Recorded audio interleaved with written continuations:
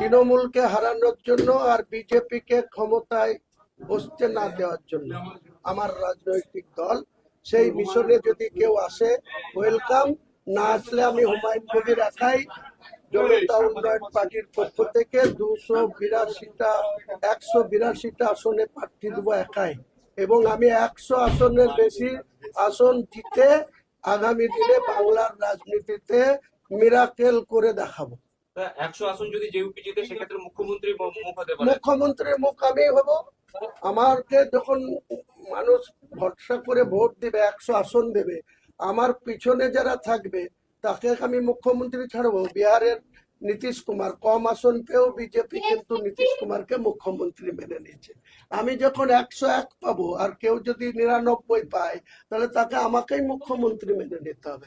আমারই ডিমান্ড থাকবে যে আমি রাজ্যপালের কাছে আমি 148-এর সংখ্যা দিয়ে সরকার গড়ার ডিমান্ড করব।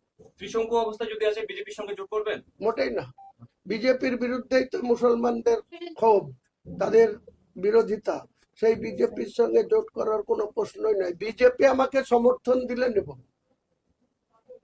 আমি সরকার গড়ার ক্ষেত্রে বিজেপি সমর্থন দিলে নেব, তৃণমূল সমর্থন দিলে নেব।